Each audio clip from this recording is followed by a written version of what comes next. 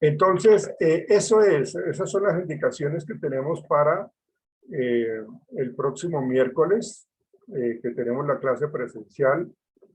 Pues se supone que es presencial, no hay ninguna otra orden o contraorden, pues simplemente es asistir el miércoles y casualmente cae el día que estaba programado para el parcial. Y como decía Johan, digamos, pues a mí me gusta ser organizado y eso ya estaba estipulado en el programa desde antes de comenzarlo. Entonces, eh, son ahora las indicaciones que les estoy dando con respecto a lo que tienen que hacer, en donde tienen que escoger una película eh, entre dos personas y analizarla con base en el ejemplo que yo les facilité ayer, ¿sí? Y como les digo, la idea es de que se haga un proceso terapéutico eh, pues ficticio o imaginario, porque pues lógicamente pues no tenemos a los protagonistas ahí para hacer este tratamiento. Pero sí podemos suponer cómo lo podríamos manejar. Entonces, eso sería, y pues lógicamente hay que asociar todo lo que hemos trabajado hasta la fecha para la intervención de esa patología que tenga los protagonistas. Eso es lo que hay que hacer. Entonces, por favor, esto es lo que necesitamos. Bien, para hoy teníamos unas presentaciones.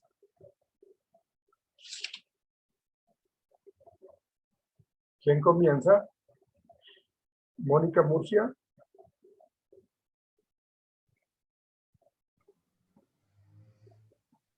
¿Dónde anda Mónica? Acá estoy, profe.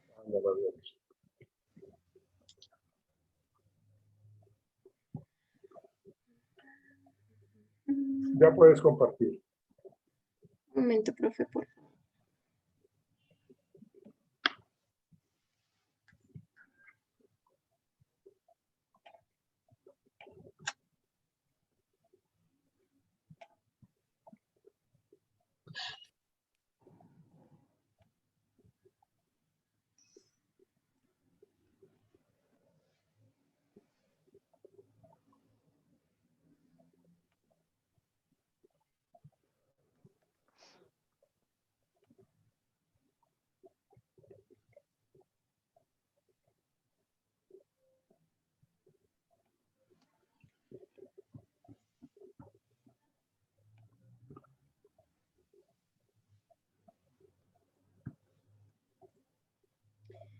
Bueno, buenas noches.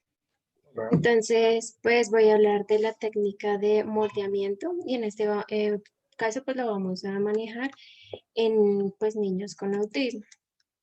Entonces, pues inicialmente vamos a hablar de qué es el autismo.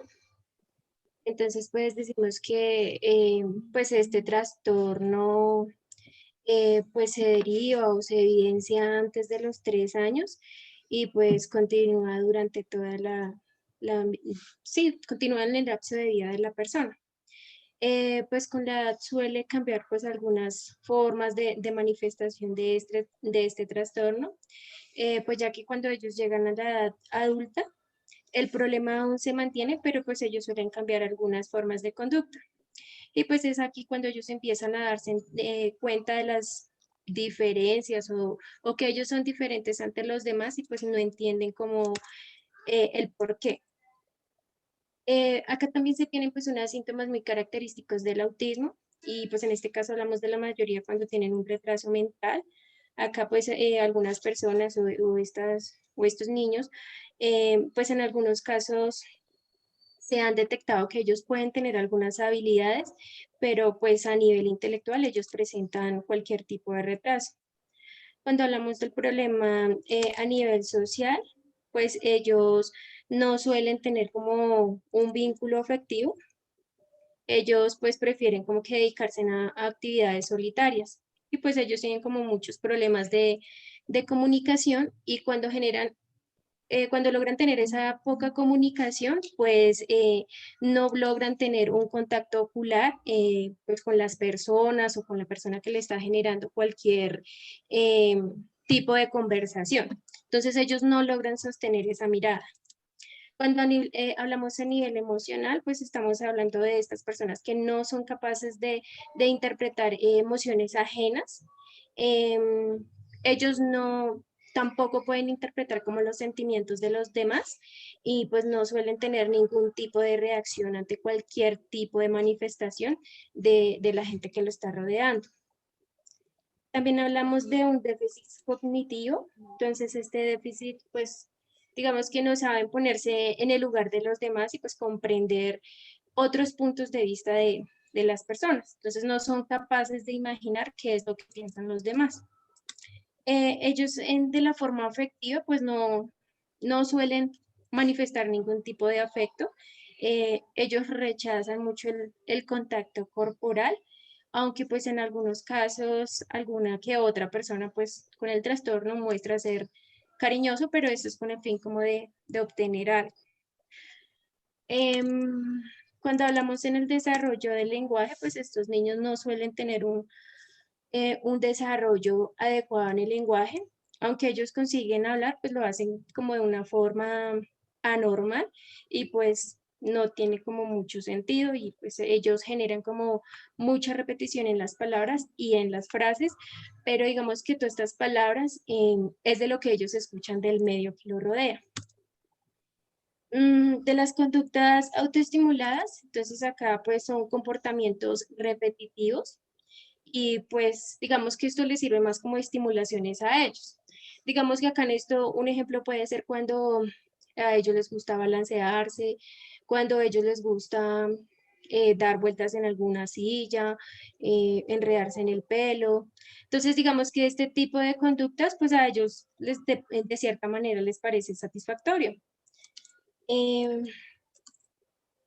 bueno, entonces acá vamos a hablar de las intervenciones psicoeducativas. Entonces, digamos que para estos niños con este trastorno, pues digamos que una de las intervenciones es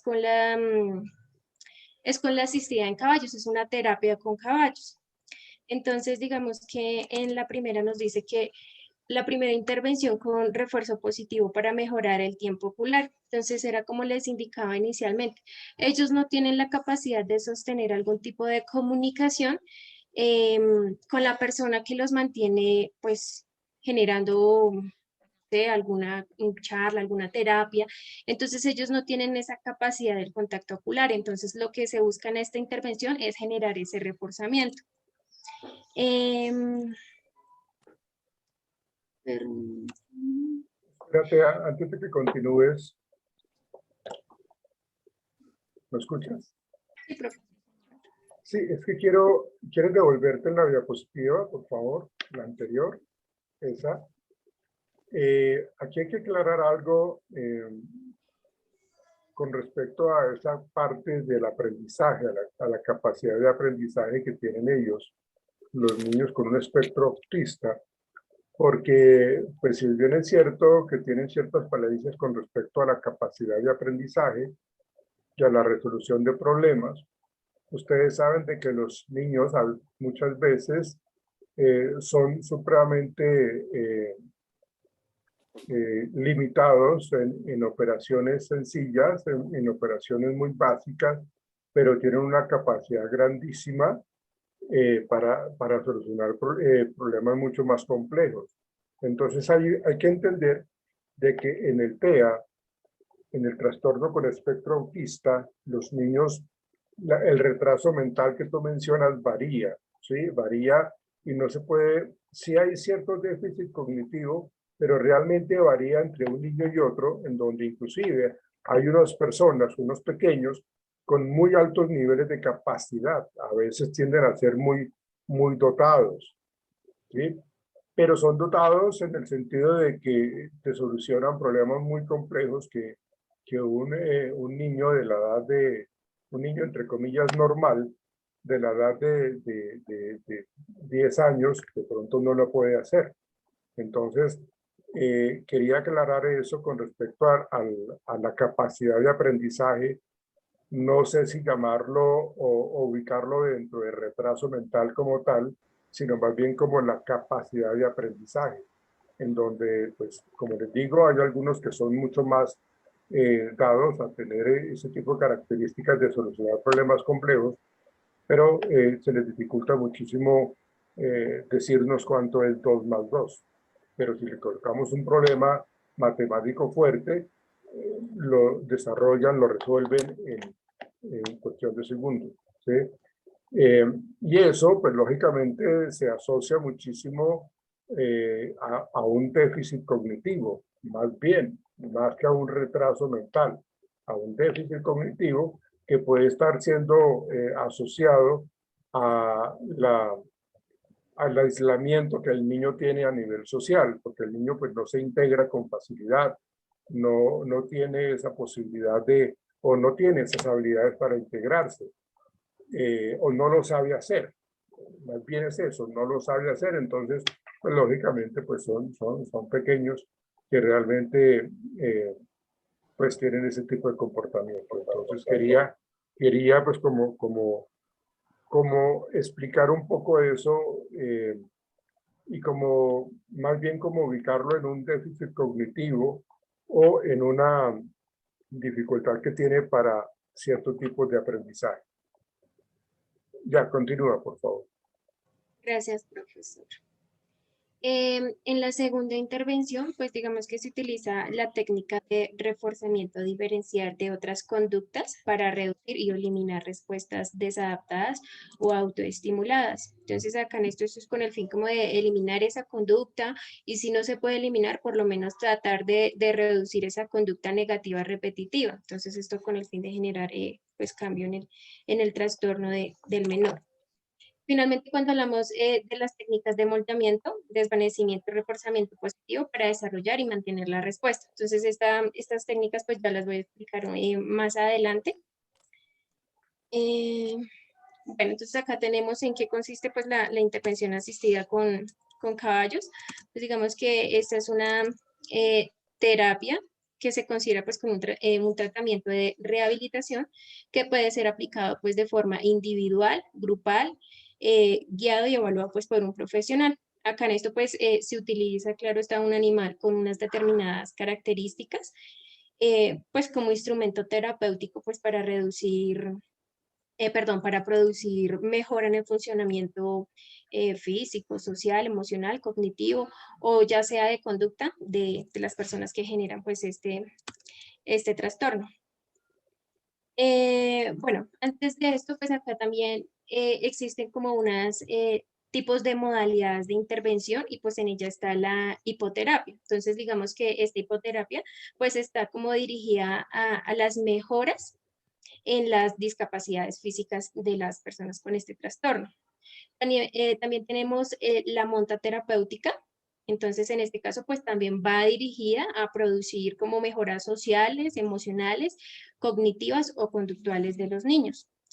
Y la tercera modalidad, pues digamos que acá es como la equitación adaptada. Esto pues es como con el fin de fomentarle al niño la monta a caballo y pues en este caso que ellos lo tomen más como una práctica deportiva o de una forma autónoma.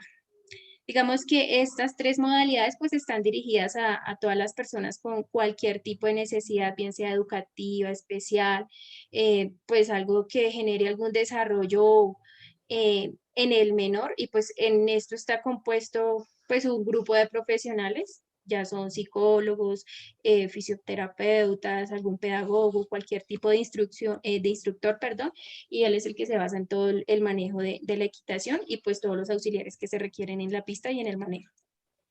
Instructor que tenga conocimiento, no cualquier tipo de instructor, sino un instructor que realmente sepa manejar todo este tipo de técnicas o de intervención psicoeducativa, porque si queremos de que el niño tenga o adquiera cierto tipo de conductas que le van a favorecer para sus relaciones sociales, para el acercamiento afectivo, para que genere respuestas adaptativas, pues no podríamos colocar allí a alguien que no tenga ni el conocimiento ni la experiencia. De acuerdo, entonces finalmente tenemos pues cuáles son las técnicas que se han aplicado en esta intervención. Entonces tenemos la primera, que es el moldeamiento. Entonces digamos que en este primer lugar, pues esta técnica se aplica con una serie de ayudas. Esta serie de ayudas las podemos hablar como ambientales, asimismo también verbales. Esto es para facilitar como la aparición de esa respuesta que se está aproximando a la conducta final deseada, pues las cuales serán reforzadas positivamente para asegurar su adquisición y pues no permitir que se pierda. Cuando hablamos del desvanecimiento, pues acá en esto estamos hablando de que pues aquí las ayudas empleadas se retiran, pero es de una forma gradual. Digamos que a medida que el participante va adquiriendo la respuesta deseada, entonces irle disminuyendo esa ayuda, pero es poco a poco, porque si la cortamos de raíz, muy probablemente podemos volver a darle inicio a como a ese diagnóstico, a esa patología, y pues no estamos haciendo ninguna ayuda positiva. Y finalmente, pues cuando hablamos del reforzamiento, pues acá hablamos desde un reforzamiento positivo y esto es como para ayudar a desarrollar y que se mantenga la respuesta a la conducta que se está deseando con la terapia adquirida. Ya, profe. Les tengo pues como un video, entonces permítame por favor un momento.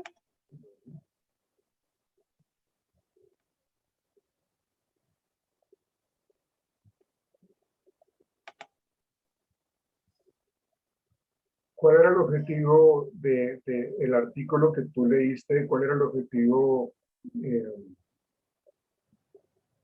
Mónica, de esa terapia? ¿Qué se quería mejorar en el niño con espectro autista? ¿Qué se Mónica, quería mejorar? sí.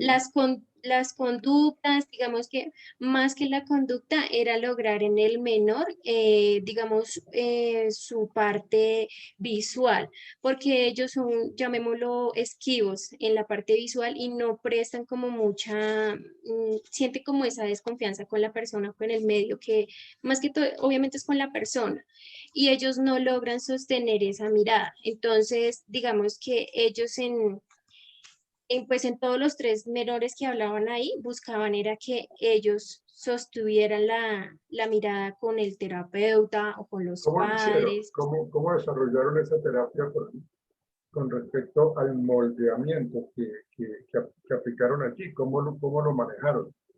Porque tú mencionaste la técnica del moldeamiento, pero ¿cómo se manejó y qué resultados obtuvo, Mónica? Bueno, digamos que los resultados de cada chico, de cada menor, perdón, permítame, por favor.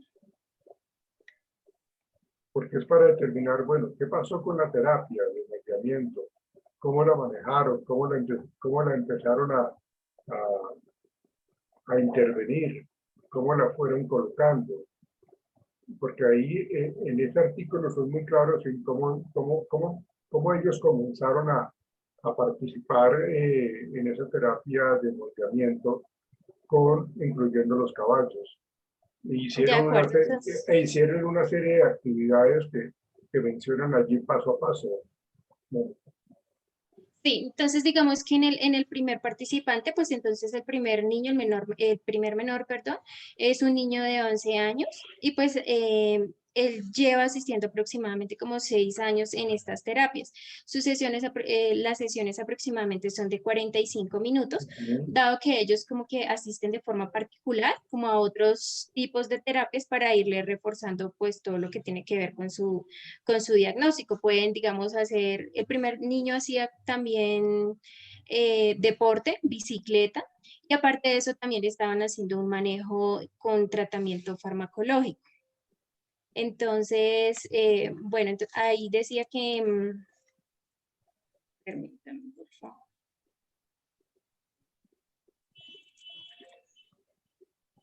Entonces decía que este menor presentaba 3 problemas en el área del desarrollo psicológico, pues que es muy característico en los niños con este trastorno autista. Y pues digamos que él presentaba mucha dificultad a la hora de iniciar y mantener una interpretación social, sobre todo es el contacto ocular. Entonces, cómo hace una interpretación social?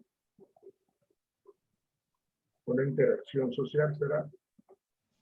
perdón, sí, una interacción social, perdón, qué pena. También otra de las características que como debilidad, pues él no tenía como una interacción también comunicativa y presentaba muchas manifestaciones de desintereses en los problemas comportamentales. Digamos que a él le gustaba mucho la manipulación de los elementos que tenía en su entorno. En este caso hablaba de esos elementos, era pues la arena y el agua. Entonces, digamos que ahí el instrumento que empezaron a manejar inicialmente, pues fue con un apoyo de los padres asistiendo a esas terapias de caballos. Entonces, empezaron a hacer una evaluación hablando, primero era de forma escrita mediante formatos y bueno, el diligenciamiento y segundo lo manejaban pues con los caballos. Y pues perdón. Bueno, entonces digamos que ahí en eso colocaban al menor en un punto de equilibrio, entonces le decían a él, em, pues le colocaban como un orden, le decían, por ejemplo, desplácese del punto M al punto L. Entonces ahí empezaban a validar si el menor sí estaba, digamos, atento a las indicaciones, si captaba lo que le estaba indicando el evaluador. Y bueno, si cumplía la misión, entonces le decía, ahora devuélvase o pase del punto L al punto P. Y así sucesivamente. Eran con todos los menores también les daban como la misma técnica y esto era con el fin de que ellos tuvieran pues localización, de que pudieran entender el mensaje que les estaban dando, la orden que les estaban dando.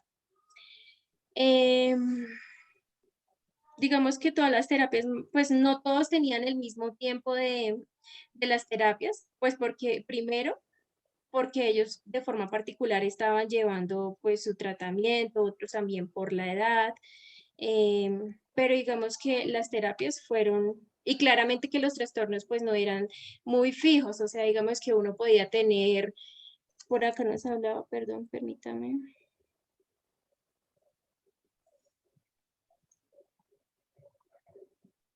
Por ejemplo, acá otro participante decía que él presentaba unos comportamientos estereotipados, autolesivos.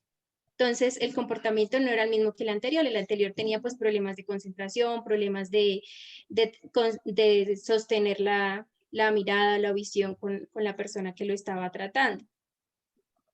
Me ha sido muy interesante, Mónica, que te hubieras dedicado muy al detalle cómo fue, por eso te facilité ese artículo para que tú cogieras el caso, qué era lo que se quería modificar y que tú nos presentaras más o menos como yo lo hice ayer, para que tú tuvieras como ese punto de referencia y que cogieras cada uno de esos casos y dijeras, mire, las conductas a modificar fueron estas, la manera como se recolectó la información para poder modificar las conductas con los padres fueron estas, el proceso a seguir fue este, paso a paso para que se vieran más adelante como unas conclusiones y unos resultados para que se pudiera entonces como entender cómo fue el proceso, en el caso tuyo, de moldeamiento de este espectro autista.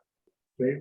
Pero no lo manejaste así. Lógicamente, cuando tú lo estás planteando ahorita, pues queda muy en el aire el tratamiento que tú nos estás explicando.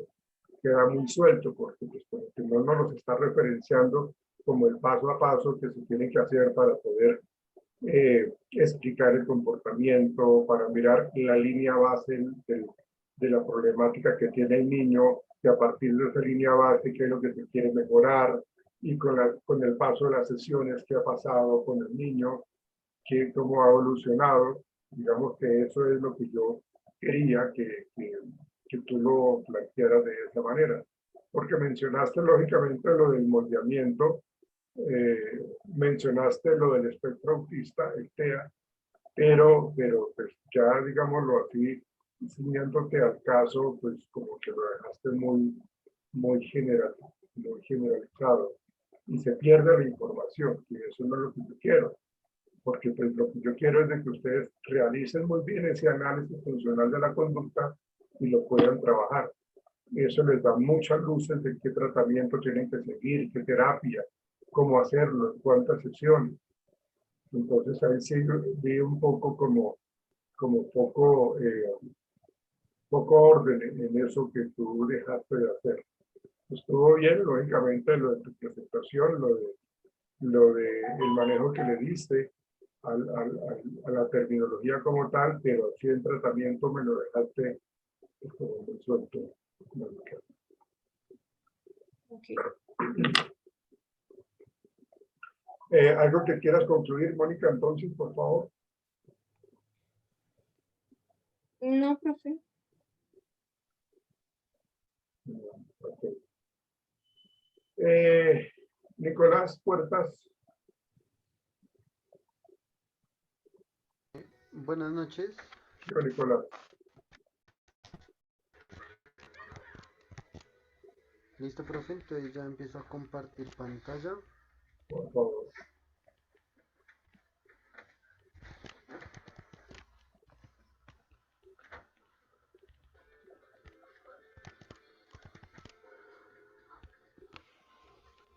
¿Listo? Sí, señor. Entonces en el artículo que leí hablaba de tratamientos psicológicos del tabaquismo. Ahí, pues al principio mencionaban como todas las técnicas que se utilizaban. Entre ellas estaba la exposición a indicios, la extinción y el otro control de estímulos. Había otra de estrategias de afrontamiento. La otra era el entrenamiento de la solución de problemas. Había una que, bueno, más adelante se van a ir explicando, algunas de las que mencionaba la lectura. Estaba el de los programas multicomponentes para que se lograra dejar de fumar. Y bueno, estaba la estrategia para la recaída, por lo que siempre tiende a recaer, es uno de los factores que más se ve en este consumo. Entonces, la primera parte era como tal los factores sociales. Entonces es como típicamente la persona que ha dejado de fumar, pero va y sale a una fiesta o la familia sigue consumiendo, entonces este factor social afecta. Digamos que aquí también entra muy de la mano la parte de la propaganda, donde pues por más de que muestren folletos o pancartas o el cáncer que da, como que no todas las personas han logrado detenerse o lograr dejar de ese consumo por esta información. Ahí luego pues estaba como tal la dependencia, dice que es más que toda la nicotina, a la sensación que tiene la nicotina, es por eso que por más de que usen pues esta parte de cigarrillos electrónicos, no se logra dejar el cigarrillo normal. Em, la otra era técnicas psicológicas, donde estaba la conductual, la motivacional, que es la que usan para que la persona sienta o sea, como de cierta forma el rechazo que muchas otras o el entorno social le dice. Tú hueles a cigarrillo, tienes mucho olor, no sé qué. Esto también hace para que la persona empiece a dejar de consumir o es como el fin. Porque hay muchas personas que ya como que no les interesa o no tienen esto en cuenta. Entonces, pues siguen consumiendo. ¿Hasta ahí han escuchado bien? Sí, tengo una pregunta. Sí. La técnica que, que vas a explicar es ¿cuál, Nicolás? La de el desvanecimiento. Ok, aunque no solamente se utiliza el desvanecimiento, ¿no? Sí, claro, ahí mencionan también las demás, pero hay una parte en donde se centra en el desvanecimiento, Ok, ok. o creo que también lo nombraron como extinción, si no estoy mal. Hace parte de eso, pero entonces, sí, quiero que te centres en eso, por favor.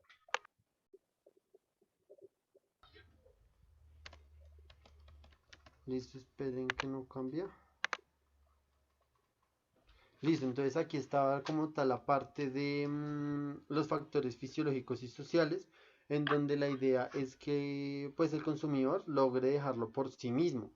Esto es, digamos, ahí donde entra la parte de que él mismo tome la decisión y logre por su propia mano, ya sea por la familia o por él, por la salud, también se ve que definitivamente deje de consumir.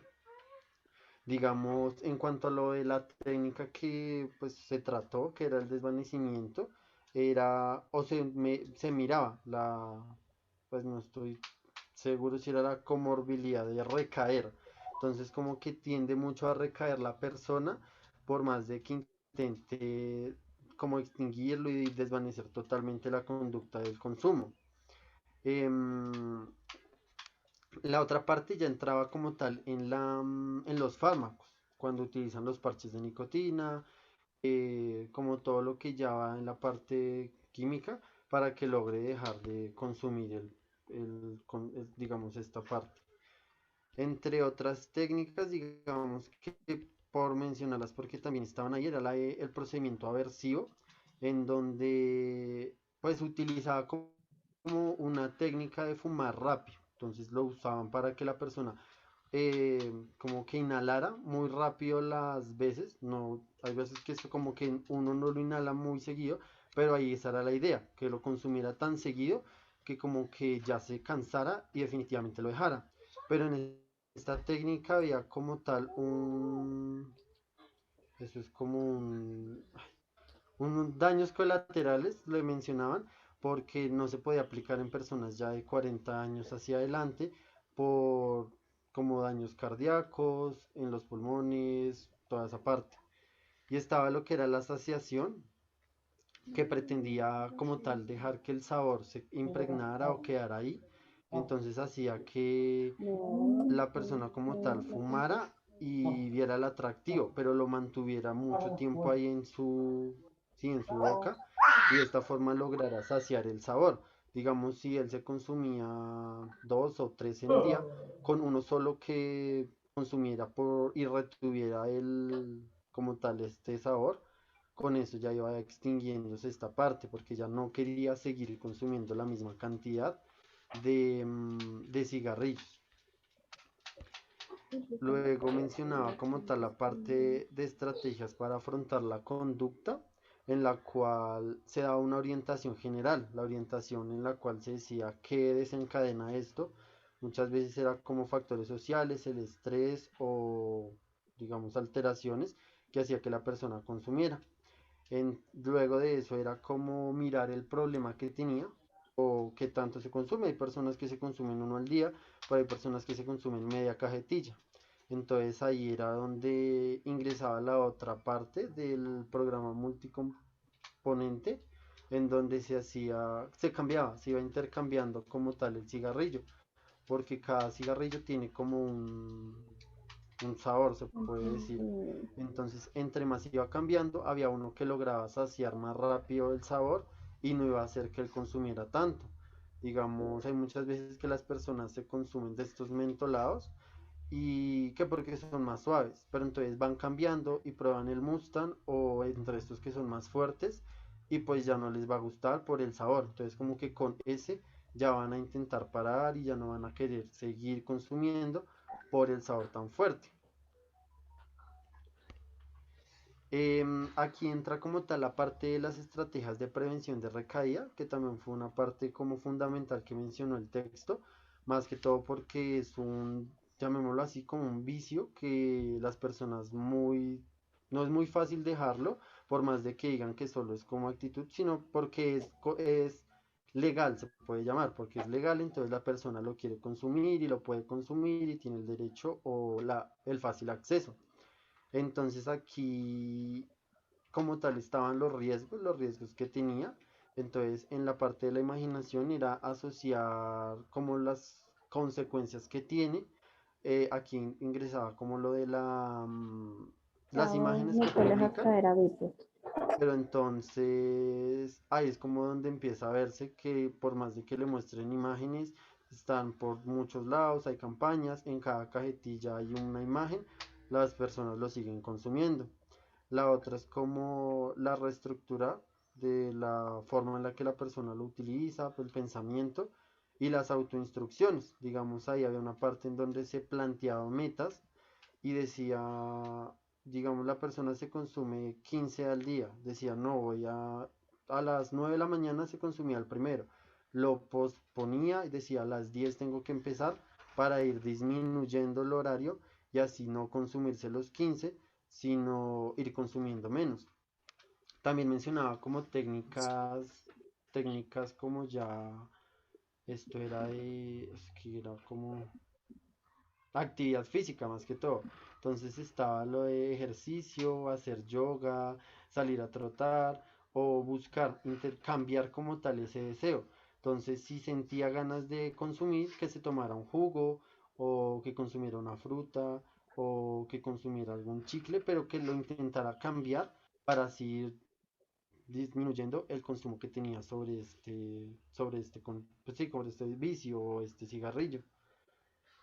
Y aquí como tal ya estaba la parte del desvanecimiento, entonces pues como tal es la idea de que implica la supresión de la conducta con tal de generar algún otro afecto. Entonces ahí era donde ingresaba el jugo o las frutas o algún otro producto con el cual se discriminaba ese sabor o ese cigarrillo, ya no se quería consumir y se tomaba la otra parte, digamos, o una parte que pues no la vi en el texto, sino la leí anteriormente, era como con el dulce o el chocolate, que la persona intercambiaba, no consumía la cantidad de cigarrillos, pronto se consumía 8, pues consumía un cigarrillo, luego lo alternaba con algún dulce o algún otro producto, y así iba consumiendo los demás cigarrillos.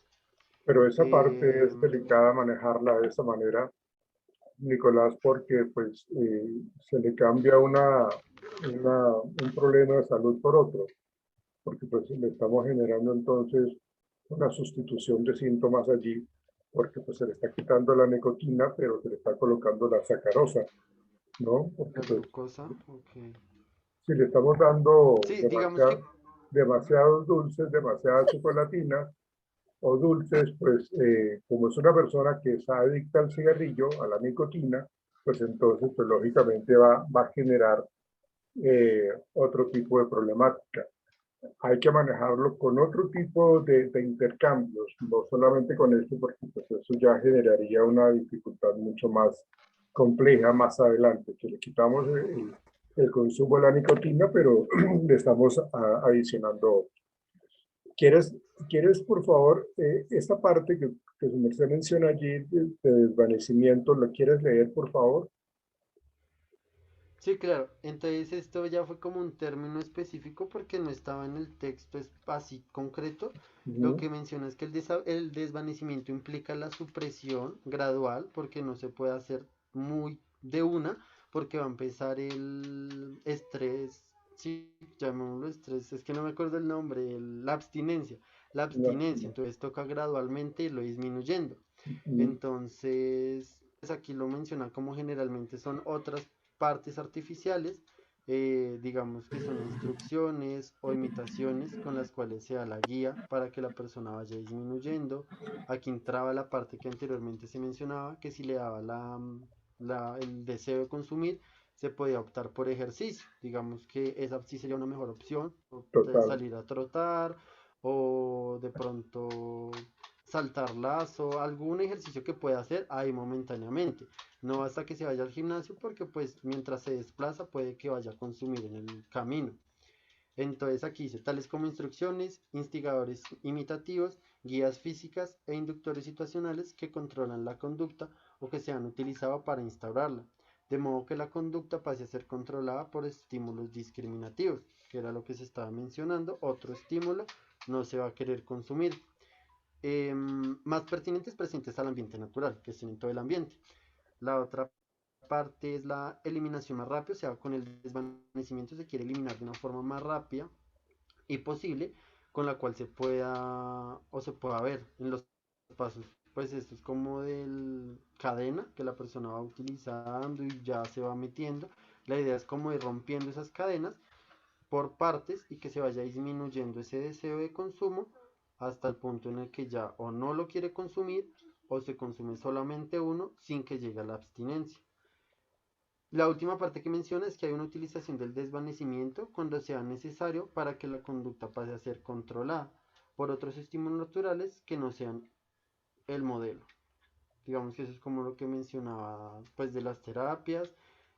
Las dos que más mencionaron fue la del consumo, eso era la del consumo rápido, que inhalaba muchas veces, y la otra era la de mantener el humo. Como lo mantenía, lo tenía que mantener por 30 segundos y respiraba por la boca, pero no lo podía expulsar. Luego lo expulsaba, esperaba otros 30 minutos y así, pero por el mismo sabor, como que, o sea, era mucho tiempo el que lo mantenía en la boca.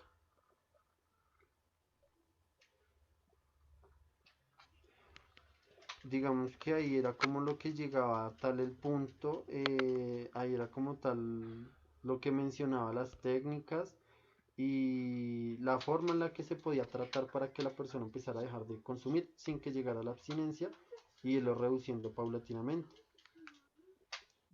Sí, esta técnica del desvanecimiento, pues es otra técnica que se utiliza muchísimo para la modificación de conducta, eso lo tienen claro ustedes.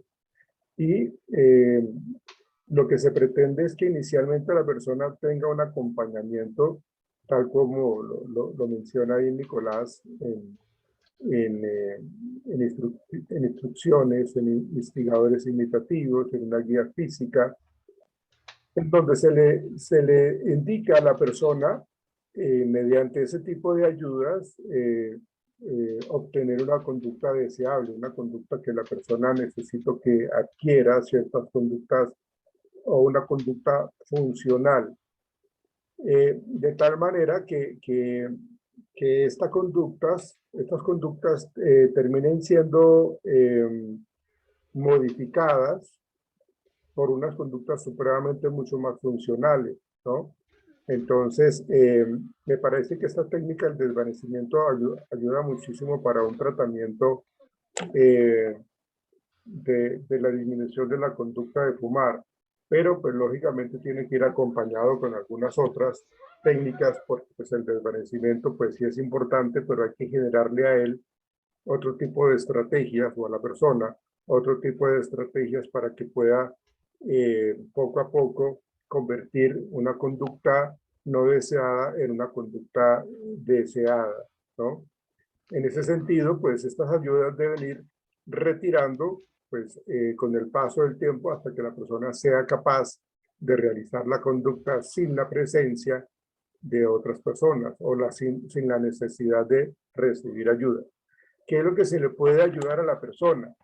Si lo que yo intento es de que la persona tenga o mejore, por ejemplo, sus habilidades sociales, porque de pronto antes tenía dificultades, entonces yo lo que voy a trabajar con él es precisamente esas habilidades sociales, pero pues tiene que ir acompañado pues de esa relajación muscular para que se maneje el síndrome de abstinencia, pero cuando yo diseño las sesiones para el tratamiento del paciente, lo que yo voy a hacer es determinar con él en dónde se necesita que sea fortalecido.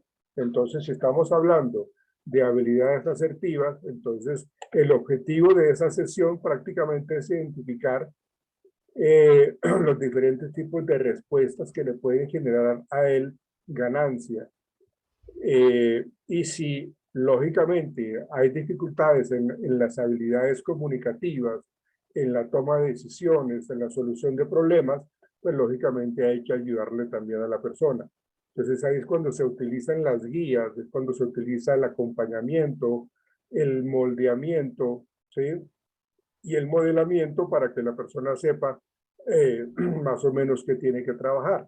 Entonces, cada vez que se va a iniciar un proceso terapéutico, pues entonces al paciente se le da pues como la bienvenida, se le dice qué es lo que se va a trabajar, se le dice la importancia de ese tratamiento, de cómo lo tiene que manejar, de qué manera lo vamos a implementar.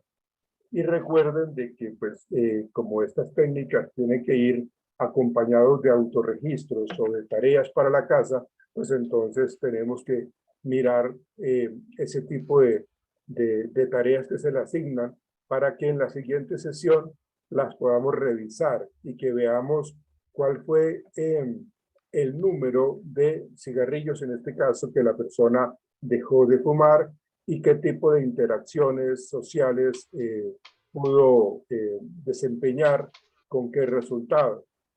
Acuérdense, por favor, de que siempre que trabajamos nosotros un proceso terapéutico, yo tengo que tener claro, pues como la línea base, que era lo que nos comentaba Julián en la sesión de ayer, y esa línea base es la que me permite a mí mostrarle al paciente qué cambios ha tenido, de qué manera el paciente ha mejorado, ha logrado el cambio, ha logrado realmente dejar de fumar. Si antes lo hacía, si se fumaba 20 cigarrillos en 2 horas, ahora pues le tengo que mostrar realmente que ha generado ese cambio, ¿sí?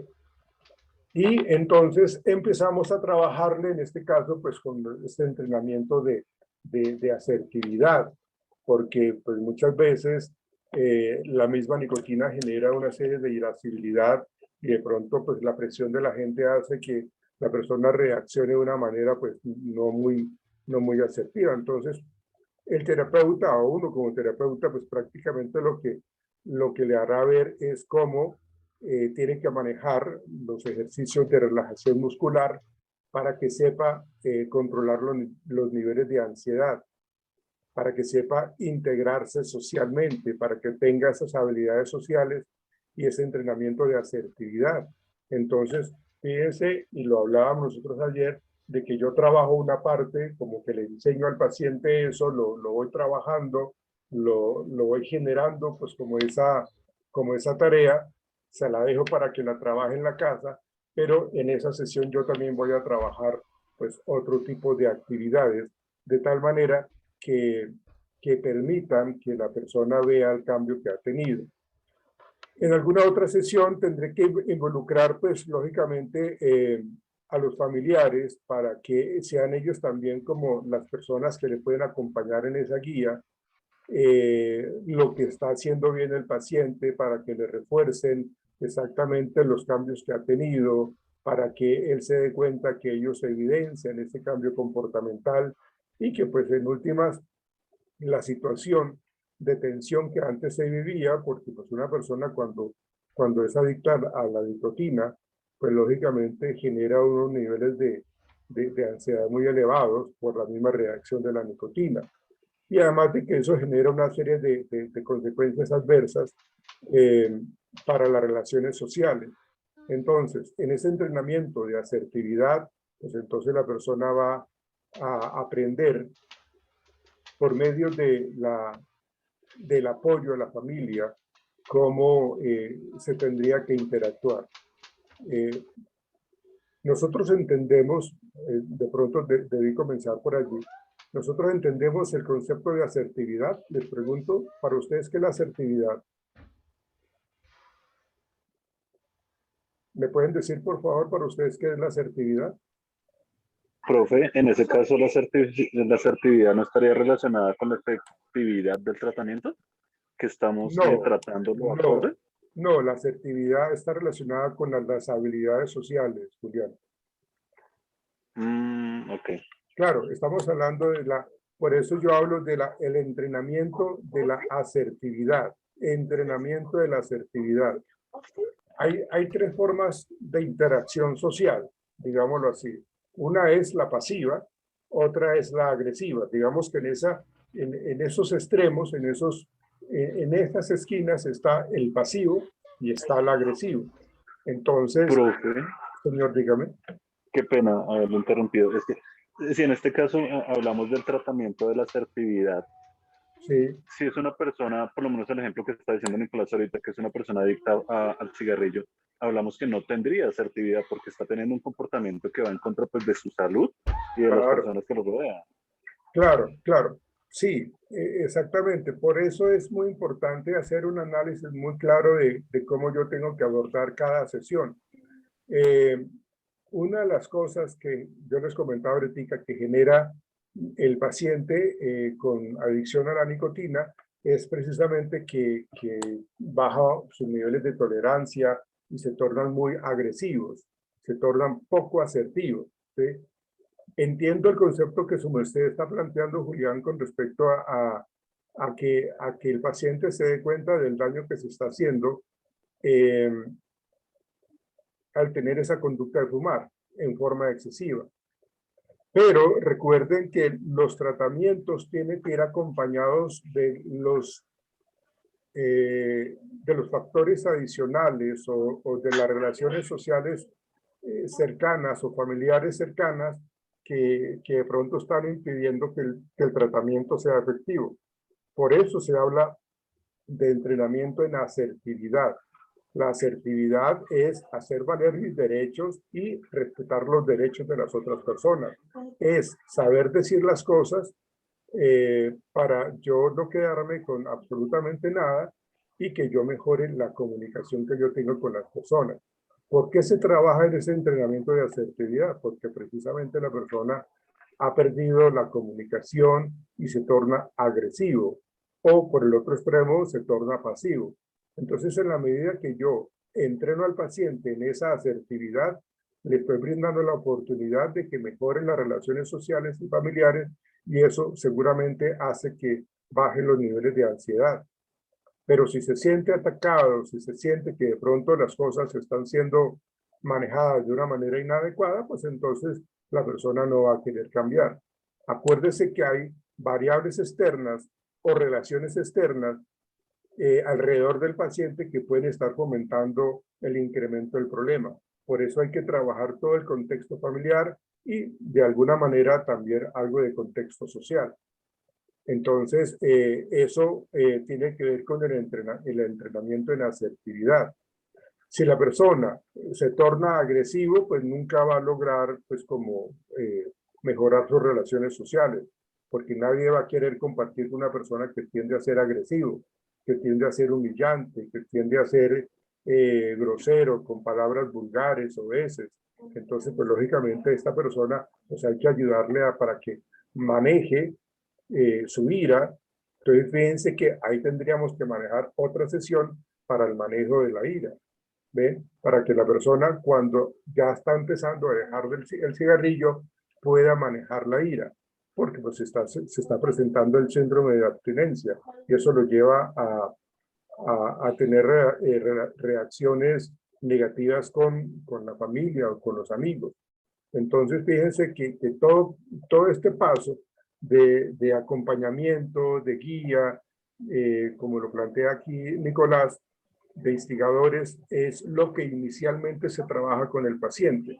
Pero luego de que ya la persona ha adquirido pues mayor fortaleza en este tipo de conductas que queremos que adquiera, que mejore sus relaciones, que con eso pues lógicamente va a bajar los niveles de ansiedad y eso le va a facilitar que también disminuya la conducta de fumar. ¿Por qué? Pues porque está manejando la relajación, porque está manejando la asertividad, porque está manejando o está teniendo autocontrol. Entonces, bajo esas condiciones, la persona pues, va a tener mejores herramientas conductuales, mejores estrategias y comportamientos sociales para que la persona pues, mejore su calidad de vida y la que está con ellos cercanos, la vida familiar y social. No sé si tengan alguna pregunta al respecto.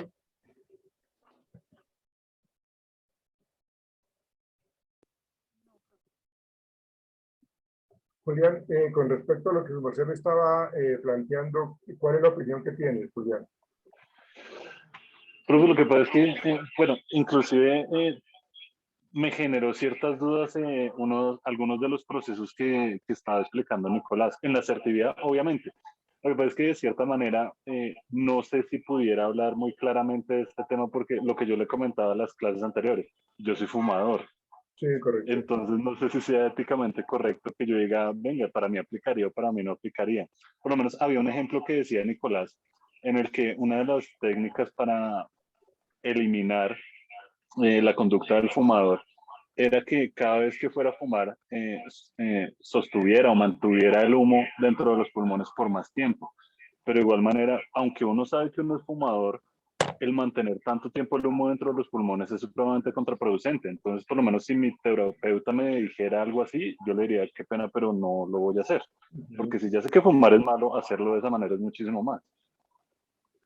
Yo pensaría, Julián, que en ese caso lo que se pretende con esa estrategia, esa técnica, es, pues, en últimas, eh, hacer que la persona tenga como un aburrimiento y bueno, más que aburrimiento, como una consecuencia desagradable, que es lo que su merced está diciendo, que seguramente va a sentir mareo, va a sentir, bueno, una gran Sí, cantidad de malestar. reacciones. Malestar, exactamente, una serie de reacciones fisiológicas que la persona pues no las va a querer. Entonces, digamos que es un tratamiento en donde se le pide al paciente que tenga ese tipo de respuesta para que sienta lo incómodo que es. Claro, o sea, el terapeuta le diría a uno, si yo soy el fumador, se le diría, pero bueno, pues usted se está quejando de que no lo hace porque eso le genera mucho más malestar. Pero usted, ¿qué se está haciendo con la conducta de fumar?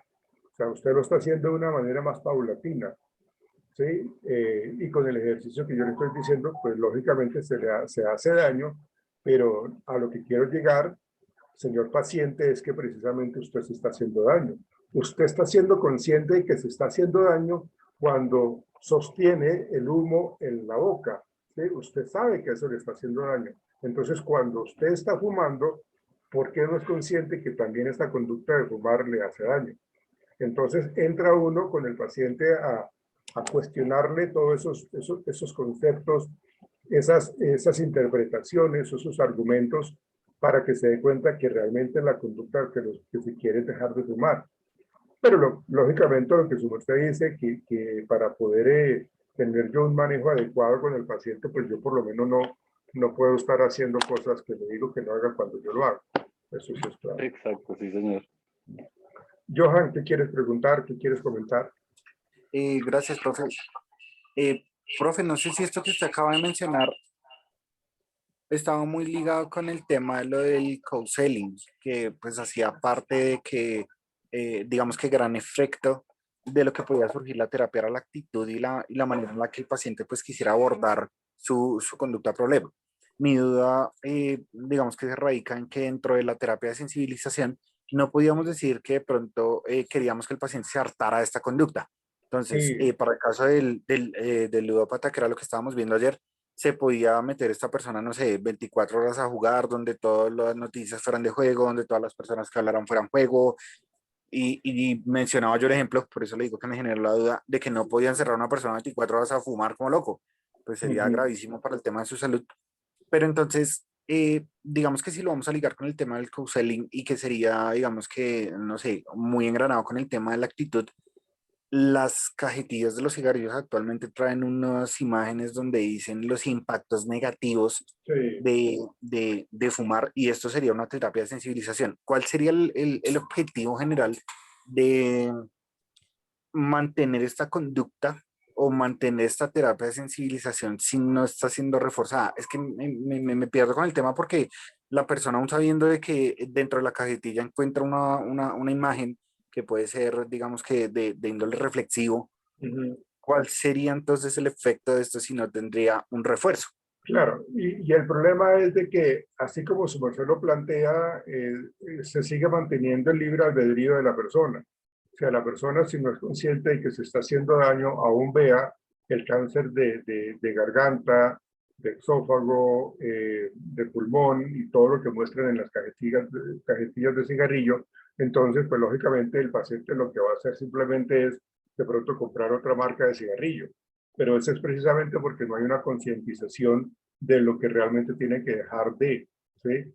Acá lo que se le invita al paciente es de que entre a un proceso terapéutico en donde se comprometa. De hecho, hay unos contratos que el paciente tiene que firmar en donde yo, como terapeuta, le digo, ¿usted está seguro de que quiere seguir este proceso terapéutico? Sí, bueno, pues fírmeme acá porque esto es lo que vamos a trabajar. Entonces, de esa manera, cuando estamos ya involucrando al paciente a que haga un proceso terapéutico, se le va a trabajar pues toda esa parte que se menciona de, de, del acompañamiento, de la guía, del refuerzo, de que él mismo se dé cuenta cómo ha cambiado, cómo ha mejorado, porque si es únicamente esa parte que es visual con respecto a las cajetillas de cigarrillo, y que pues la persona simplemente no se concientiza, pues seguramente esa sensibilización no va a generar ningún efecto.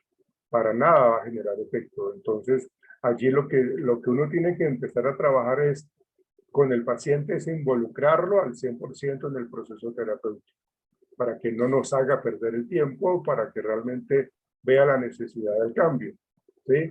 Y por eso yo le decía la aclaración a Nicolás de que no podríamos sustituir los síntomas en donde dejamos la nicotina, pero nos volvemos adictos a la sacarosa, al azúcar, si estamos comiendo pasteles, dulces, chocolatinas. Entonces, porque eso sería contraproducente, ¿sí? Pero lo que yo estoy planteando en este caso es de que utilizaría una gran alternativa de técnicas operantes para que el paciente vea cómo puede ir recuperándose.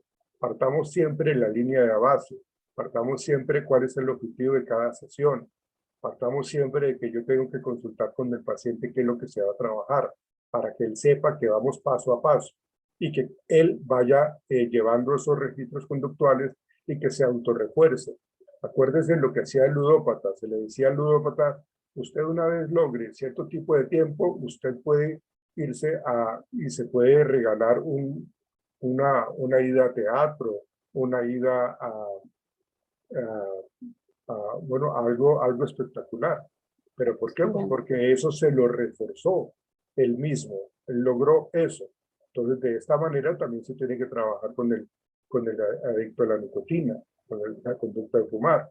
Claro, voy a utilizar también imágenes en consulta, voy a seguramente a mostrarle imágenes en donde yo veo cómo la persona que está fumando está deteriorando su salud y su apariencia física, su aliento oral, su dentadura se ha venido deteriorando. Entonces yo tengo que mostrarle a él una serie de condiciones prácticamente nefastas para que él se sensibilice, ¿sí?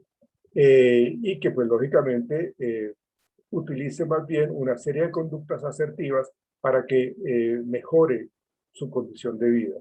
Pero es un tratamiento muy complejo, es un tratamiento, como ya lleva mucho tiempo la persona fumando, la persona quiere cambios inmediatos y se le tiene que explicar al paciente, no, esto es un tratamiento que podemos demorarnos 3, 4 meses o hacer más el tiempo si usted no se compromete. Mejor dicho, si usted no se compromete, ni para qué empezamos. Uno tiene que ser muy directivo con el paciente para que precisamente genere el compromiso y si es el caso, hacer lo que firme. Señor.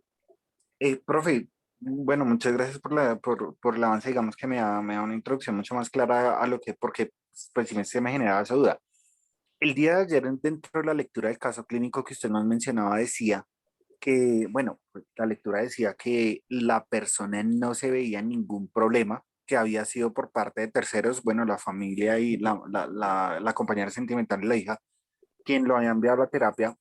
Aquí me genera una nueva duda. Dentro del que la firma que usted nos indica en este momento que se debe generar, ¿el paciente es consciente o existen cláusulas y políticas que, no sé, que rijan o que dejen un precedente de que un porcentaje bastante alto de la efectividad del proceso terapéutico está enfocado en la actitud y las ganas y el querer el cambio, por así decirlo? O sea, hay una cláusula Sí, que nos exime a nosotros de decir, listo, yo puedo ser el mejor terapeuta efectivamente para que usted pueda abandonar este tema del cigarrillo y demás, pero debe ser usted consciente que el 100% del trabajo no recae en mí, sino que porcentaje bastante elevado esto recae en usted y es usted consciente de que como puede funcionar, como definitivamente por su actitud y sus ganas puede que no. es que de hecho eso que yo les comento de esta firma es precisamente para que en el proceso terapéutico, si el paciente considera que no ve cambios, pero de una manera como parcializada y unilateral, el paciente no vuelve, ¿no? Entonces, si ya llevamos un tiempo más o menos extenso en el proceso, el paciente lo que hace a veces, lo que hacen los pacientes es como no estar de acuerdo y demandar. Entonces yo tengo que salvar mi tarjeta profesional y salvar mi nombre diciéndole, en el caso de que haya ese tipo de demanda, es precisamente para que diga, mire, el acuerdo con el paciente fue este, el proceso terapéutico más o menos era en tantas sesiones, el proceso era el siguiente, y el paciente llegó acá, pero no asumía un compromiso al 100%. Entonces, el paciente se está quejando de que no ha visto cambios. Pero ¿cómo va a haber cambios si él no se compromete? ¿Cómo va a haber cambios si él no respeta los procesos terapéuticos, o no asiste a consulta, o no realiza los autorregistros? Entonces, en ese sentido, pues en un marco legal, lógicamente, pues el paciente no puede como en el caso de que quiera desistir y que de pronto le echen la culpa a uno al 100%, pues no porque el tratamiento es prácticamente guiado para que el paciente lo asuma y que el paciente tenga claro cuáles son los pasos a seguir, que es más responsabilidad de él, que yo lógicamente le enseño unas estrategias terapéuticas, unas técnicas que le van a permitir modificar conductas disruptivas o inadecuadas por una serie de conductas muy favorables para él. Por eso es que se hace eso. Y claro, hay que decir al paciente, es que la recuperación se logra más por el compromiso que usted le coloque en un 70%, el otro 30% es lo mío. Pero si el paciente no lo ve de esa manera, pues imagínese. O sea, hay que colocarlo en cintura prácticamente. No sé si Ok, te quedó claro, Johan, esa parte. sí, por supuesto, claro que sí, mucho más claro. Para mí, la verdad, Pero era vea, bastante importante que el paciente se concientizara, entendiera. Bueno, debemos recalcar que gran parte de que el paciente se encuentra pues, en consulta es un avance, ¿no? Desea esa Sí, o tiene esa necesidad de cambio, es consciente de esa claro, necesidad de cambio. Más sin claro. embargo, pues debían o debían existir unas políticas que nos blindaran a nosotros de que aún a pesar del esfuerzo que nosotros estemos produciendo por tratar de aplicar este cambio, pues que se vea de manera positiva, De eh, ayudarlo a él en últimas. exactamente se vea algo más, como le decía, que nos blinde a nosotros de que a pesar de nuestro esfuerzo, pues la situación no pueda generarle el retorno previsto. Es que de hecho, y eso me ha pasado mucho, que los pacientes creen que uno tiene la esfera mágica del dragón y que uno ya lógicamente en las 2, 3 sesiones ya están bien, ¿no? O sea, dependiendo lógicamente de la problemática con la que llegue el paciente, pues uno tiene que decirle más o menos, podríamos demorarnos 10 sesiones, 8 sesiones, 15 sesiones, o con el paso del tiempo se va mirando cuántas sesiones. Pero hay un error craso del ciudadano de a pie que tiene la idea de que nosotros tenemos la solución así como debajo de la manga, y eso no es así. Y eso hay que aclarárselo al paciente, de que las cosas, sí, nosotros la manejamos con toda la ética y con toda la organización, pero necesito que usted se involucre, que usted tenga claro el manejo que debemos de tener y que usted es un protagonista activo en el tratamiento. Johan. Shirley, Profe, Entonces, con si gusto. si la intervención que realiza uno en esta área y ¿En cuál digamos que área? uno ¿En cuál área? en, en el caso del tabaquismo, Ah, ok. em, por diagnóstico y haciendo todo el procedimiento y con el fin de apoyar al paciente, este tema del tabaquismo también se podría remitir a psiquiatría o no. Sí, de hecho me parece que lo que yo les he dicho, o sea, yo no podría trabajar solo cuando es un tema de adicción, porque hay que trabajarlo con otros profesionales del área de la salud para que me ayuden a manejar un poco la ansiedad. Yo lo puedo manejar la ansiedad pues con relajación muscular, con el manejo de actividades que compitan con la ansiedad. Pero si el paciente tiene y tiene trastorno del sueño, por ejemplo, tiene insomnio o tiene disfunción eréctil, porque puede suceder, entonces yo tengo que remitirlo al urólogo o al sexólogo o al psiquiatra pero pues trataría de evitar a lo último mandarlo al psiquiatra, ¿no? Para que no haya como una influencia marcada de los medicamentos psiquiátricos. Digamos que eso sería como lo último. Yo lo trabajaría netamente conductual, netamente cognitivo, con todos estos procesos y esperaría que haya cambio. Pero pues hay que normalizar al paciente. Cuando digo normalizar es de que bajemos esas expectativas de que tiene que darse el cambio rápido en el paciente, sino que pues tenga, sea comprometido y que tenga paciencia y que lógicamente cada vez que vamos avanzando cada sesión, pues él va a ver los logros. Vuelvo y repito, la línea de base es importante porque yo le voy a mostrar, mire, aquí estábamos cuando comenzamos y mire cómo vamos, ¿sí? Y podremos, y la expectativa es de que lleguemos acá. Entonces el paciente se va a motivar en ese sentido. Entonces, eso sería. Es que yo veo, profe, y también he sido paciente en psicología, y es que aunque el psicólogo pueda generar una empatía, digamos que usted tocaba un tema muy importante ahí, es que uno como paciente desea resultados rápidos, ¿sí? O sea, inmediatos. Entonces, digamos que en caso personal, pienso de que, digamos que ya estando en esta línea, porque ya no sería paciente sino psicóloga, es buscar como ese tipo de estrategia para generar como más que la empatía, que efectivamente hay unos, como digo yo, Más que la empatía unos pasos, como la unos efectividad del pasos. tratamiento. Exacto, sí, que digamos que esta persona, porque eso genera también ansiedad en un paciente. Usted va a ir a su cita, a su intervención, y aunque usted como psicólogo es claro, ¿sí?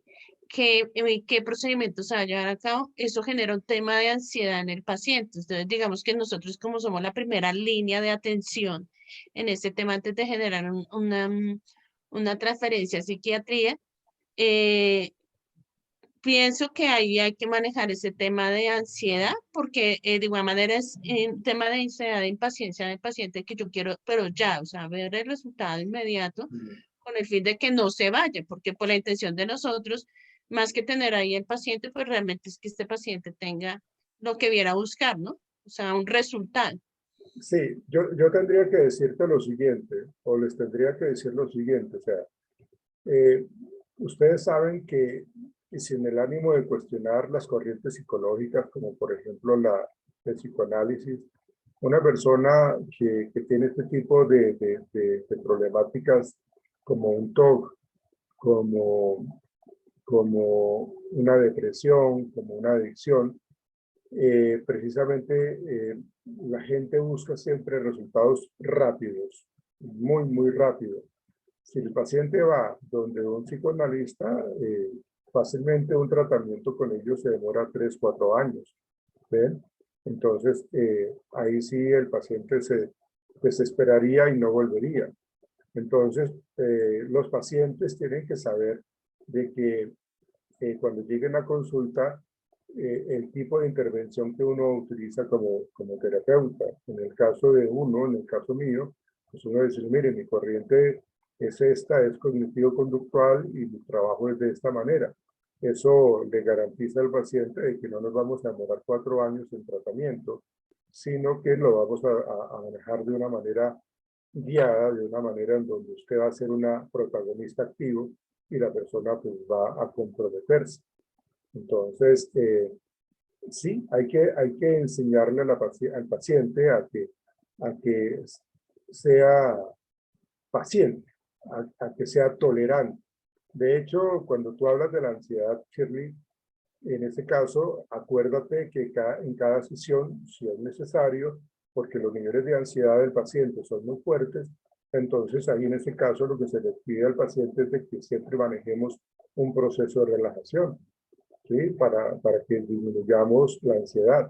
Y se le enseña a manejar al paciente eso para que cuando él sienta que se está incrementando su ansiedad, pues él misma la controle y la reduzca.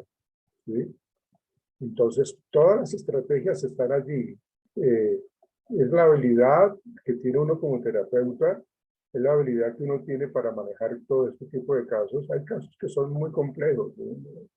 No quiere decir de que uno diga, hijo madre, ¿yo qué hago ahora con este paciente? ¿Qué hago yo con este caso? Pero por lo general uno tiene que tener como mostrar seguridad, mostrar tranquilidad, mostrar experticia y hablar con claridad. En la medida que yo lo hable así al paciente y no estoy titubeando, pues el paciente no se me va. O sea, se engancha. Pero si no vuelve, es porque realmente el paciente quería cosas inmediatas. Y eso me ha pasado. Y no por eso yo tengo que sentirme frustrado. Yo como terapeuta, yo no tengo que sentirme frustrado porque el paciente no volvió. Eso no me hace un mal terapeuta.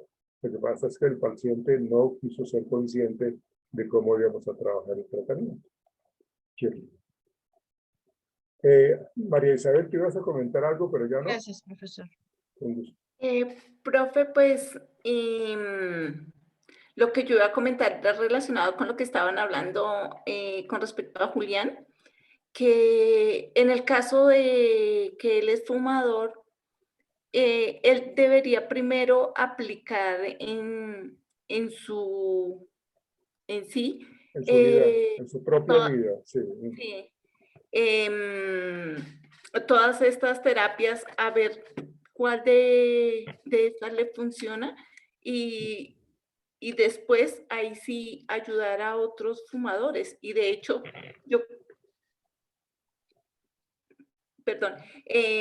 yo creería que la cantidad de pacientes a los cuales él podría ayudar serían muchísimos, porque al haber superado este problema, pues tendría muchísima más propiedad y sí, los podría ayudar muchísimo más al ver que lo puedo solucionar. Sí, claro, es cierto. De hecho, se recomienda, de hecho eso lo hacen algunas universidades, que uno antes de graduarse entra a bueno, en mi época no lo era así, pero ahora dicen que hay algunas universidades en donde los estudiantes de psicología tienen que ingresar a un proceso terapéutico, pues como para poder manejar un poco, digamos, sus problemas personales para poder así ayudar a la gente. A veces la conducta del autoengaño no permite que yo mismo me haga un tratamiento, porque yo sé qué es lo que debo hacer, cómo lo debo hacer, cómo me debo reforzar, cómo me debo sancionar, y a veces la conducta del autoengaño no permite que yo tenga ese avance. Por eso yo necesitaría asistir a un proceso terapéutico antes de aplicarme a mí una terapia, ¿no? Si yo me autoengaño, pues lógicamente no voy a lograr cambios significativos, ni tampoco voy a poder ayudar a la gente, ¿sí? Por lo general lo que hace la gente es asistir a un proceso terapéutico para luego ahí sí lograr la disminución total del consumo del cigarrillo. De hecho, ¿por qué también es efectivo? Pues porque cuando yo voy a terapia psicológica, pues yo tengo que pagar la consulta y eso me cuesta, ¿sí? Me cuesta. Entonces yo voy a pagar 150.000 pesos cada una consulta, ¿sí? Entonces yo voy a pagar eso. La madre, pues yo estoy pagando esa plata y la estoy botando porque no me estoy comprometiendo. Entonces por eso es mejor asistir a un proceso terapéutico para que me cueste y para que realmente yo pueda dejar de fumar. María Isabel. Profe, Perdóname, Julián, un instante que Kimberly está levantando la mano hace rato. Dime, Kimberly. Gracias, profe. Bueno, me quitaron la palabra de la boca porque yo iba a preguntar si yo como psicóloga, no sé, tengo lo que tú decías, dificultades de ansiedad y demás, yo cómo sé, o sea, yo puedo creer, estar en la negación de asumir que no tengo nada y aún así atender a pacientes, pero, o sea, un psicólogo debe estar en terapia constantemente o algo así como para uno detectar, o sea, inconvenientes personales. No, no, no, uno tiene que tener pues como claro de que pues, bueno, uno como primero de todo es un ser humano, uno es una persona que se emociona, que se entristece, que se asusta, que se enoja, que se le acaban las relaciones de pareja, que se le muere alguien, o sea, somos seres humanos. La cuestión está en que yo no convierta esas situaciones en algo patológico. Y como psicólogo, pues uno lógicamente tendría que manejar toda esa parte. Decían por ahí que me parece más barato estudiar la carrera de psicología que hacerme mi propio tratamiento. Ok, gracias, profe. Bueno, ok. Ahora sí, Julián. Sí, profe, qué pena haber metido así como la cucharada, pero era en cuanto al comentario de María Isabel, Sí, pues dentro del ámbito social, obviamente sería supremamente interesante, yo no podría ayudar a muchas personas. Lo que pasa es que también era algo que yo les mencionaba ayer, y es que no todas las personas responden igual al mismo estímulo. Entonces puede que un tratamiento y puede que una terapia funcione en mí, pero eso no es seguridad de que la misma terapia y el mismo tratamiento, basándose en los mismos enfoques y en las mismas bases conductuales, le pueda servir a otra persona. claro. Claro, hay que ver, o sea, hay que ver qué terapias sirven para una persona y qué otras terapias sirven para otra. Aquí tenemos que involucrar en el proceso terapéutico una persona que sea de gran importancia para el paciente, involucrarla para que nos genere algún cambio.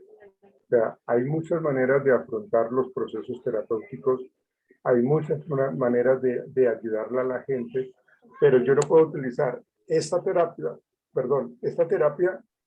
que utilicé con el paciente X, utilizar la misma terapia o estrategia con el paciente Y, porque el paciente Y tiene un estilo de vida diferente, tiene unos aprendizajes diferentes, tiene un entorno de familia diferente.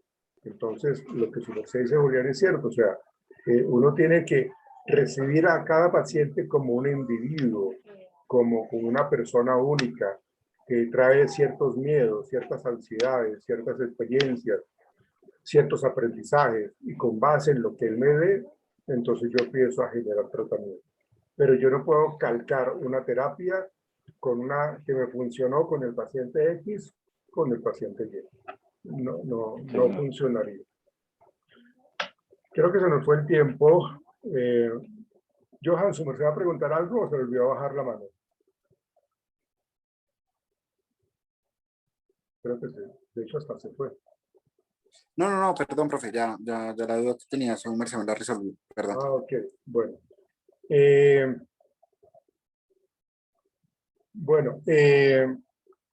Entonces, espero, por favor, aunque yo ya había visto por ahí lo que me mandó Shirley con el Drive, entonces ya lo voy a mirar para ver cómo quedaron las asignaciones de las películas y sus parejas. Mari Tobar, ¿te quieres hablar? Sí, profe. Profe, era una pregunta sobre el parcial. Es que estoy mirando la plataforma y hay parcial 2, que es hacer lo de la película, y aparte hacer un ensayo. ¿Sí, profe? El ensayo creo que es de otro tema, me parece. Sí, pues Creo es que es sobre la teoría, permítame, es de la teoría de de Fermat. Premack, Sí, señor. la teoría del valor de Correcto. Premack. Sí. Pero Bueno, eso también sería para este fin de semana o... no, porque no lo hemos visto. Creo que eso lo Ah, vamos a ver el martes, me parece. Sí. listo. Pero no, por ahora céntrese en el parcial. Sí. El ensayo y la teoría del valor de Premack seguramente va a ser para después. Pero está ahí, Bueno, profe. está ahí. Gracias. Bien. Bueno, Giovanna Trujillo. Presente, profe. María Isabel García Sí, y Angie Bernal. Sí, profe. Bueno, a ustedes les voy a compartir unos temas para que me lo trabajen, por favor, para mañana. Son tan amables. Ya ahorita se los paso, ¿sí? Entonces, para que se queden conmigo ahorita, por favor, ¿listo? Listo, profe. Bueno, ¿alguna otra pregunta o no? Kimberly, ¿quieres preguntar algo o se te olvidó bajar la mano? Se me olvidó bajarla, qué pena, profe. No se preocupe. Listo, muchachos, por ahora no es más. Una feliz noche. Shirley, hazme un favor. Señor. Esta niña, Enia, tenía que Sí, exponer y no asistió. Ella me dijo que no podía asistir. correcto. Entonces, ella va a exponer mañana, también con las Sí, otras señoritas que están, que se van a quedar conmigo ahorita. Entonces, para que le informes a ella de que ella tiene que responder por su tema mañana. bueno, sí, señor. Con todo Bueno, gusto. muchas gracias, señorita. Gracias, profe. Bueno, muchachos, muchas Gracias, gracias. Profe. Gracias, Chao. profe. Chao, profe. Gracias, profe. profe. Buenas noches. Chao, chao. Que estén bien, chao. Me quedo con las 3 niñas, por favor. Profe, ¿yo te puedo comentar algo? ¿Quién dijo? ¿Quién dijo? Eliana Segura, ¿cómo estás, profe? Hola, Eliana, segura, cuéntame. Profe, es que no sé si yo puedo asistir el miércoles presencial, ¿Y eso cuándo lo sabes? porque mañana me va a realizar la prueba para ver si sale positivo o negativo. A ver, cómo me va. Pues dependiendo de eso, Dependiendo de eso, sí, profe. Entonces mañana te daría respuesta y pues yo ya me hice con una compañera pues para hacer el trabajo, pero cualquier cosa yo te aviso para saber si me toca coger una película aparte para que ella exponga aparte o se haga con otra persona. Y no sé cómo hacerlo contigo, aparte de la exposición, si en caso de llegue a ser positivo, pero sería mañana cuadrar eso, profe. pero creo que no. Yo, Ay, yo- no, yo yo la me quiero veo muy salir de bien, eso. yo la veo muy bien, está Tengo muy bien. secuelas ahí, Pero pero no, sí, ya estoy bien, gracias a Dios, sí. sí, no, yo la veo muy bien. Seguramente vas a salir adelante al 100%. Listo, ok, Eliana, profe. chao. Bueno, gracias, profe. Chao. Chao, Diego. Chao, Jamie. Bien, permítanme, señoritas, ya les digo que tienen que trabajar ustedes. Un momentico.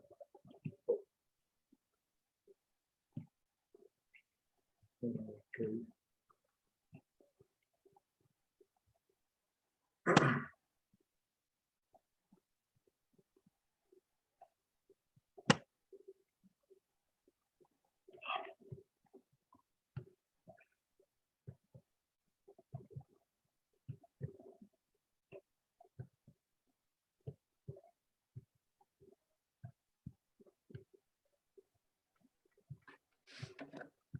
Bueno, te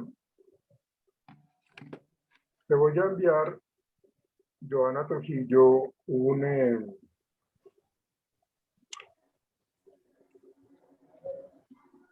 creo que lo trato de hacer desde acá.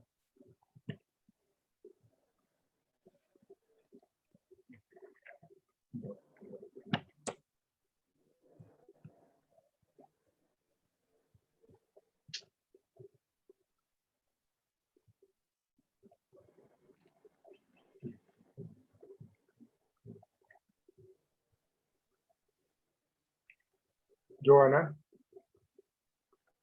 Sí, profe, aquí estoy. voy a mandarte un archivo que se llama evitación. Evitación. Evitación. Yo te lo envío ahorita a tu WhatsApp. ¿Listo? Sí, señor. Y eso lo trabajas mañana. Tú, Joana Trujillo. Y tengo que hablar, o sea, con respecto a la habitación o hay algo más puntual que... Léete ese artículo, por favor, y ahí te das cuenta. Listo, profe. Porque el tema es evitación como tal. Ok, listo, profe. María Isabel, Sí, eliminar la conducta inapropiada mediante el castigo. Ese archivo ya te lo voy a enviar ahorita, bueno, bueno, profe, lo envías por acá, ¿cierto? al WhatsApp tuyo. Ah, bueno, profe, Yo gracias. ahorita entro